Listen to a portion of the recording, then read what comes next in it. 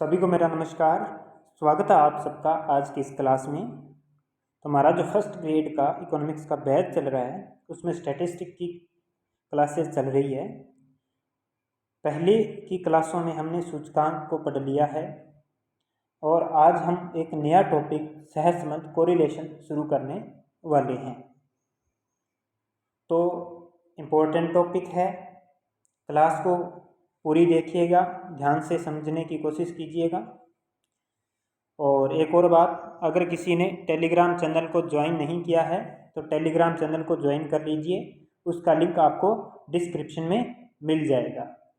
तो चलिए शुरू करते हैं आज की क्लास। टॉपिक है सहसंबंध कोरिलेशंस। देखिए, अब हम बात करते हैं इसके मूल तत्वों के प्रतिपादन की बात करें तो सर्वप्रथम फ्रांस के खगोल शास्त्री ब्रावे ने इसका प्रतिपादन किया था। इसके जो मूल तत्व है उसका प्रतिपादन, ठीक है। लेकिन इसे विकसित करने और आधुनिक रूप देने का जो कार्य है वो किया था फ्रांसीसी गाल्टन, ठीक है, और कार्ल पियर्सन ने, ठीक है। ये प्राणी शास्त्र थे और कार्ल पियर्सन। अब इसका प्रयोग जो है, सहसंबंध का प्रयोग जो है, ठीक है, इन्होंने प्राणी शास्त्र तथा जनन विद्या में प्रयोग किया था। सहसंबंध विश्लेषण से हमें पता चलता है कि दो संबंधित चर मूल्यों में कितना और किस प्रकार का संबंध है। ध्यान रखिएगा कि सहसंबंध से हमें क्या पता चलता है, तो दो संबंधित चरों में कितना और किस प्रकार का संबंध है, वो आगे हम पढ़ेंगे कि किस प्रकार के संबंध बनते हैं आपस में, ठीक है। इसके बाद में प्रतिगमन तथा विचरण की धारणाएं सहसंबंध सिद्धांत पर आधारित है। ध्यान रखिएगा, प्रश्न आ भी सकता है कि विचरण और प्रतिगमन की धारणाएं किस पर आधारित है, तो ये सहसंबंध सिद्धांत पर आधारित हैं। इसके बाद में हम बात करते हैं कि सहसंबंध का अर्थ क्या है। देखिए, दो या दो से अधिक समूहों, वर्गों, समक श्रेणियों के बीच एक निश्चित संबंध की गणितीय माप जो है वो क्या कहलाती है, सहसंबंध कहलाती है।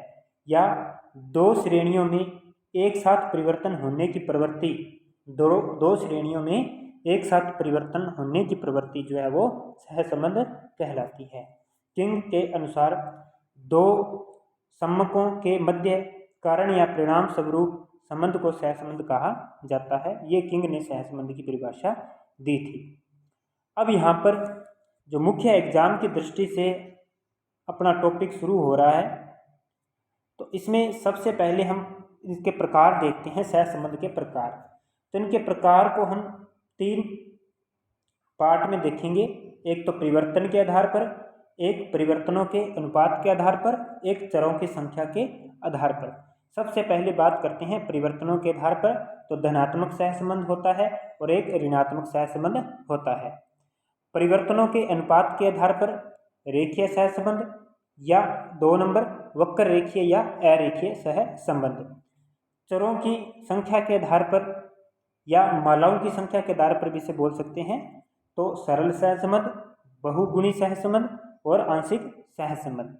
अब इनका हम विस्तार पूर्वक अच्छे से पढ़ेंगे, क्लास के साथ बने रहिएगा।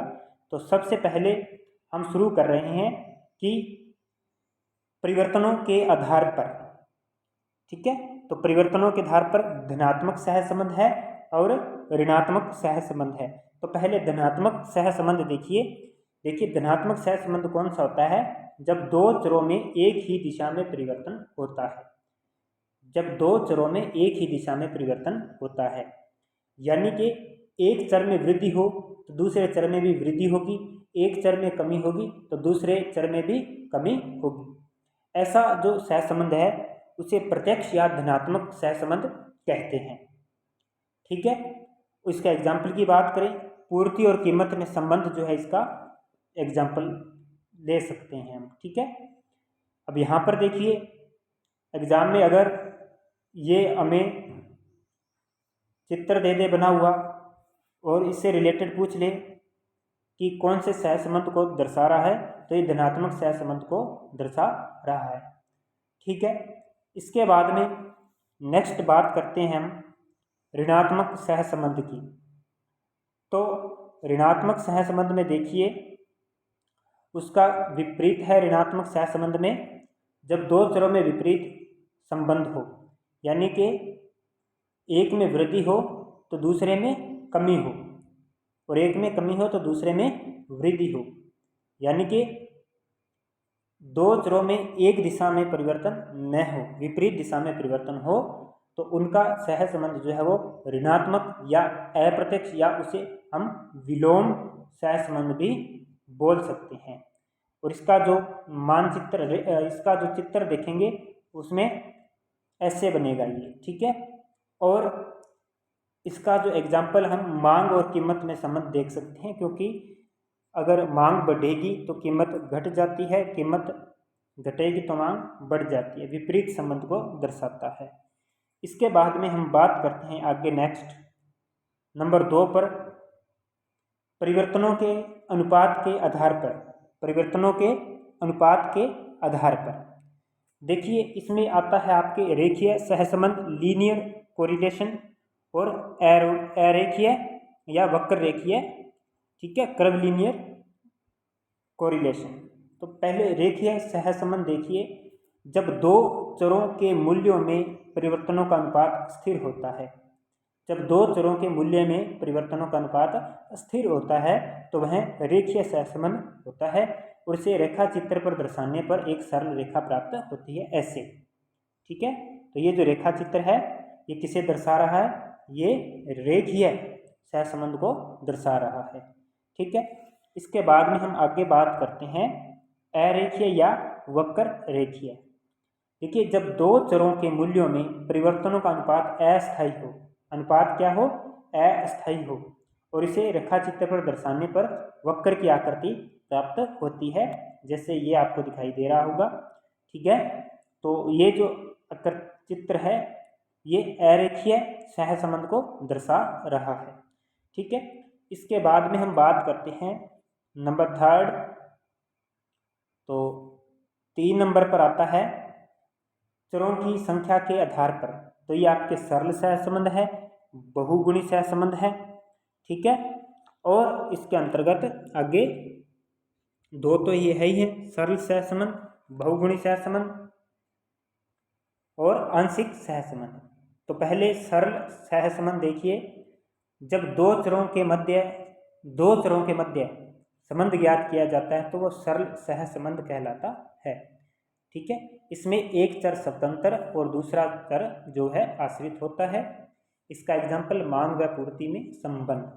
ठीक है, इसके बाद में नंबर 2 पर है बहुगुणी सहसंबंध।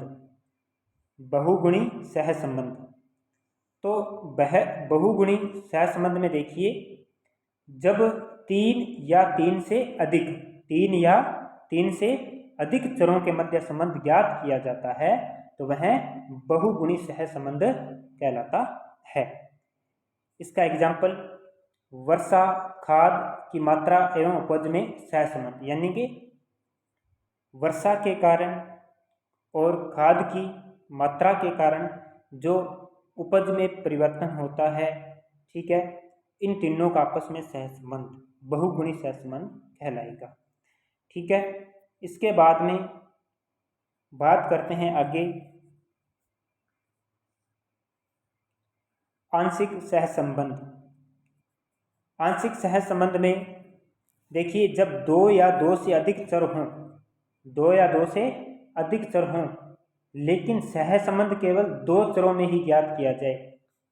ठीक है, जो चर तो है वो 2 से अधिक हो, 2 या 2 से अधिक हो, लेकिन केवल जब 2 चरों में सहसंबंध ज्ञात किया जाएगा और अन्य को स्थिर मान लिया जाएगा, अन्यों को स्थिर मान लिया जाएगा तो वह आंशिक सहसंबंध कहलाएगा।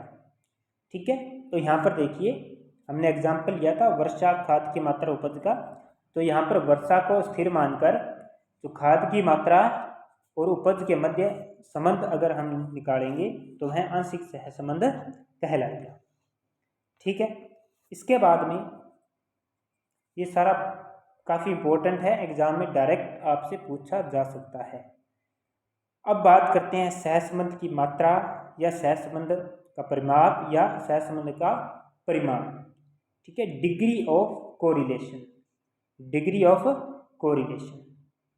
इसके अंतर्गत जो है पूर्ण सहसंबंध आता है, उच्च सहसंबंध, मध्यम सहसंबंध, निम्न सहसंबंध और शून्य सहसंबंध आता है।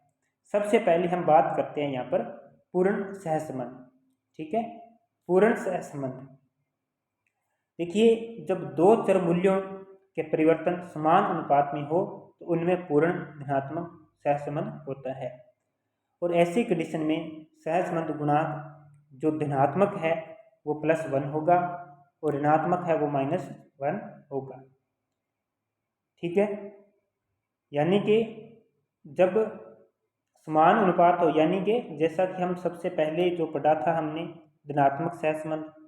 ठीक है, और ऋणात्मक में क्या होगा, जो चर मूल्य हैं उनमें जो परिवर्तन है वो विपरीत दिशा में हो। ठीक है, तो पूर्ण ऋणात्मक सहसंबंध होता है और इसका जो गुणांक है वो -1 होगा। और इसका पूर्ण सहसंबंध का जो अगर बात करें धनात्मक ये बात करें तो इसका गुणांक जो है वो +1 होगा।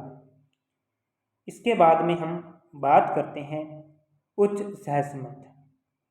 ठीक है, जब दो श्रेणियों में सहसंबंध की काफ़ी मात्रा हो तो वह उच्च सहसंबंध कहलाता है। और ये जो उच्च स्तरीय सहसंबंध है तो इस दशा में उसका जो गुणांक है वो 0.75 से +1 तक होता है। ठीक है, और इसे उच्च धनात्मक सहसंबंध कहा जाता है। और ये संबंध अगर ऋणात्मक हो तो ये -0.75 से -1 तक होगा और इसे कहा जाएगा उच्च ऋणात्मक सहसंबंध, उच्च ऋणात्मक सहसंबंध कहा जाएगा। इसके बाद में बात करते हैं हम नेक्स्ट मध्यम सहसंबंध। जब सहसंबंध की मात्रा न तो ज़्यादा हो और न ही कम हो तो ऐसा सहसंबंध वो मध्यम प्रकार का होता है।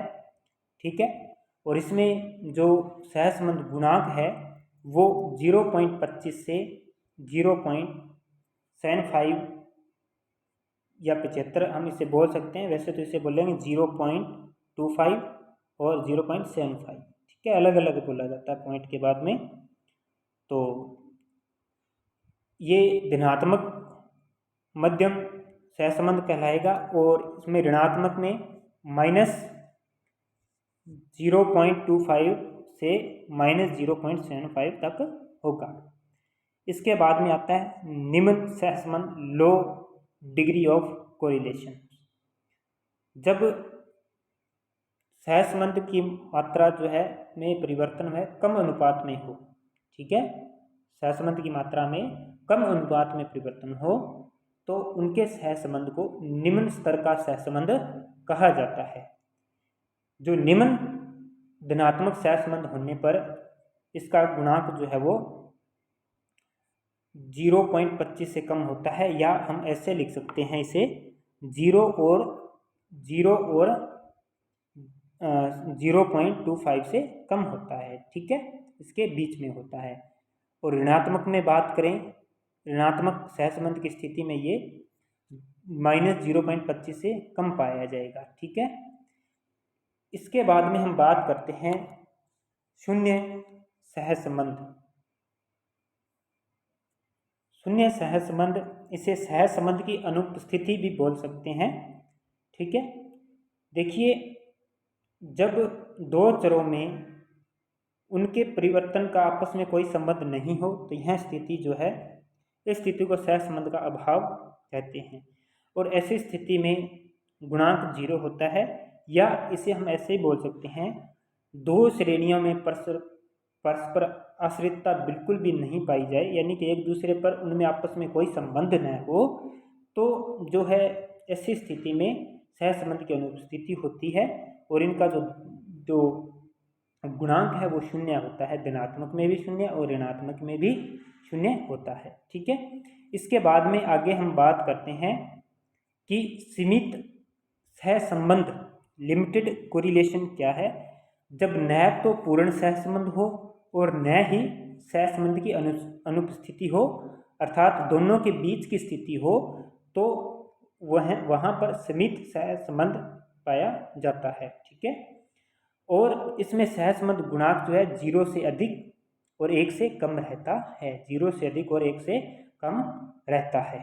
ठीक है, तो ये आज की क्लास में बस इतना ही। उम्मीद करता हूँ कि आपको अच्छे से समझ में आया होगा। चैनल को सब्सक्राइब जरूर कर लीजिए, लाइक कीजिए, कमेंट कीजिए अगर आपको कोई भी डाउट लगता है तो।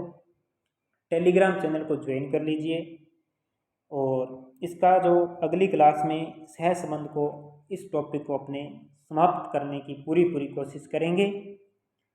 तो मिलते हैं अगली क्लास में। धन्यवाद।